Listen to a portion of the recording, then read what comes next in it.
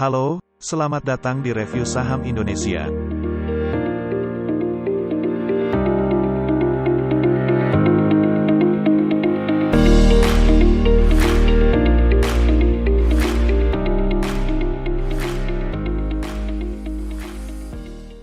Dari masa ke masa, Indonesia telah mengalami banyak perkembangan teknologi digital yang berpondasi pada teknologi komputer, internet, dan smartphone.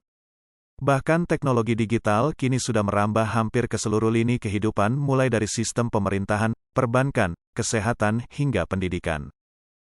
Perkembangan teknologi digital sendiri memengaruhi setiap lini kehidupan manusia. Saat ini sedang booming wacana bank digital yang terus dihembuskan. Bahkan sudah banyak bank yang bertransformasi menjadi bank digital yang lebih efisien dan mudah dalam pelayanan.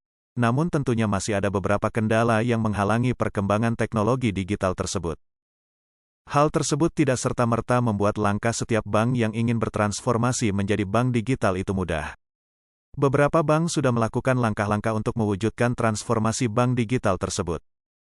Sebagai contoh yang terbaru adalah Alo Bank yang merupakan transformasi dari Bank Harda Indonesia.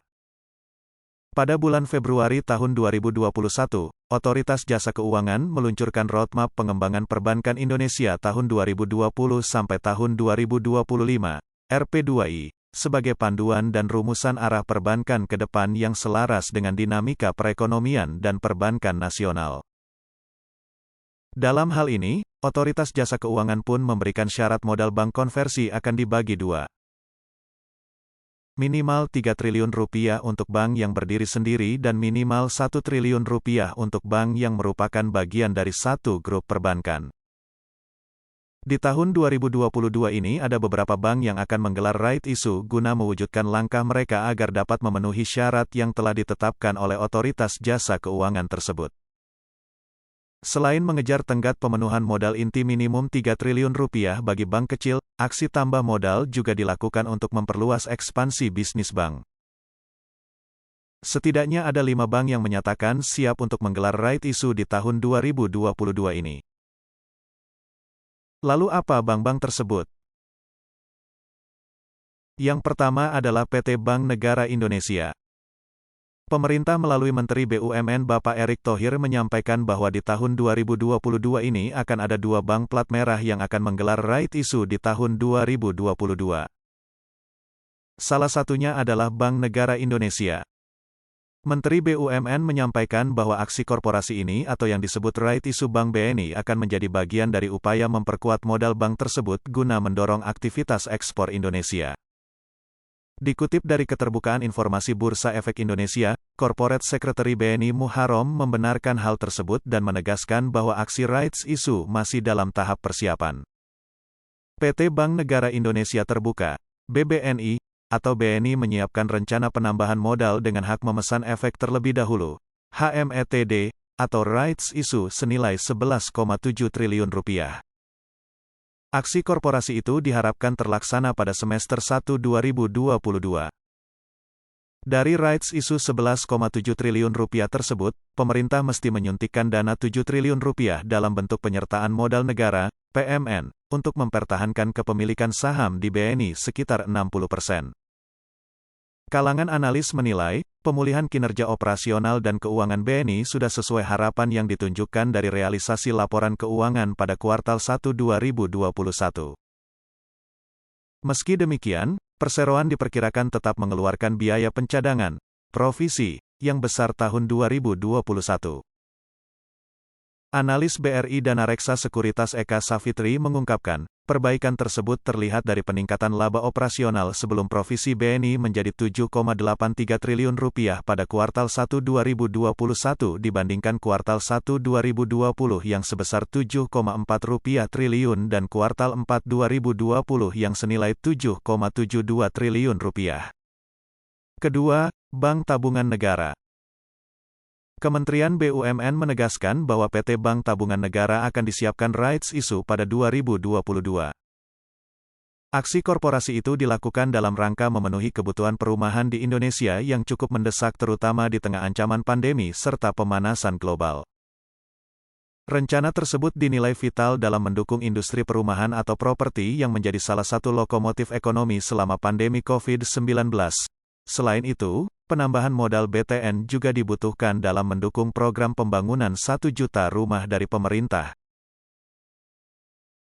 Dalam aksi tersebut, pemerintah akan ikut serta dalam rights issue melalui penyertaan modal negara, PMN, senilai 2 triliun rupiah. Melalui PMN tersebut, maka kepemilikan pemerintah di BTN akan terjaga di angka 60%. Direktur Utama PT Bank Tabungan Negara Harukus Mahargio mengungkapkan, prospek sektor perumahan masih cerah. Karena itu, pihaknya memasang target pertumbuhan kredit double digit sekitar 10% pada tahun 2022. Asumsi positif tersebut didukung kebutuhan perumahan di Indonesia yang masih besar, terutama bagi masyarakat berpenghasilan rendah. Menteri BUMN menyatakan penghimpunan dana dari pasar modal tersebut juga dipilih agar Bank BTN dapat memenuhi kebutuhan pendanaan tanpa meningkatkan defisit APBN. Hingga September tahun 2021, rasio kecukupan modal BTN tercatat 17,97% dan mengalami tren penurunan dari tahun-tahun sebelumnya. Rasio kecukupan modal BTN tersebut jauh lebih rendah dibandingkan dengan rata-rata industri bank yang berada pada level 25,24%. Ketiga, Bank Oke. Aksi korporasi Bank Oke sejatinya telah dilakukan di tahun 2021. Namun guna memenuhi modal inti yang ditetapkan oleh Otoritas Jasa Keuangan yaitu 3 triliun rupiah, maka Bank Oke melakukan aksi korporasi atau right issue lagi di tahun 2022. Modal inti yang dimiliki oleh Bank Oke saat ini adalah 2,88 triliun rupiah per akhir 2021. Dengan begitu Bank Oke hanya kurang 200 miliar rupiah guna memenuhi syarat modal inti yang telah ditentukan oleh Otoritas Jasa Keuangan tersebut. Dalam keterangannya kepada Bursa Efek Indonesia, manajemen Bank Oke mengungkapkan bahwa tahun ini perseroan akan melakukan rights issue dengan target dana 500 miliar rupiah. Hasil rights issue ini nantinya akan digunakan seluruhnya untuk pengembangan usaha perseroan dalam bentuk penyaluran kredit. Seperti diketahui, Bank Oke berhasil memenuhi tahapan modal inti minimum 2 triliun rupiah pada tahun 2021 setelah melakukan rights issue pada Oktober lalu. Di tahun ini Bank Oke menargetkan pertumbuhan dana pihak ketiga tumbuh sekitar 30%. Berdasarkan laporan keuangan publikasi kuartal 3 2021, Bank Oke mencatatkan pertumbuhan dana pihak ketiga sebesar 16% secara year to date. Pertumbuhan tersebut tercatat tumbuh yang semula 3,16 triliun rupiah per Desember tahun 2020 menjadi 3,66 triliun rupiah per September tahun lalu. Keempat, Bank Ina Perdana. Direktur Bank Ina Kyung Hui NGO mengatakan, Bank Ina akan melakukan penambahan modal melalui rights issue pada semester 2 2022. Rencana tersebut telah disampaikan kepada Otoritas Jasa Keuangan. Nantinya, dana hasil rights issue akan digunakan untuk mendukung peningkatan layanan dan produk perbankan kepada nasabah. Sebelumnya, Bina telah memenuhi kewajiban modal inti minimum 2 triliun rupiah pada akhir 2021. Bank Ina melakukan rights issue dan mendapat pernyataan efektif dari OJK pada tanggal 19 November tahun 2021. Melalui aksi korporasi tersebut, modal inti Bank Ina capai 2,33 triliun rupiah di akhir 2021. Di tahun ini, Bank Ina menargetkan ekspansi kredit tumbuh pesat tahun ini di kisaran 20% sampai 30%. PT Bank Ina Perdana melihat prospek bisnis tahun ini akan lebih baik dari tahun 2021 sejalan dengan pandemi yang tetap terkendali dan mulai pulihnya ekonomi. Kelima, Bank Ganesha. Hasil rapat umum pemegang saham luar biasa RUPSLB, PT Bank Ganesha telah menyepakati rencana penambahan modal lewat skema rights issue. Berdasarkan ketentuan otoritas, aksi tersebut diperkirakan berlangsung pada 2022.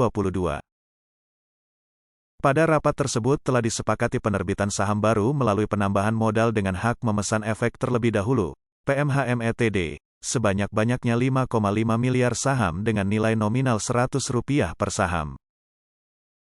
Selambat-lambatnya aksi korporasi ini akan digelar maksimal 12 bulan setelah keputusan ini dibuat pada bulan Desember tahun 2021 lalu.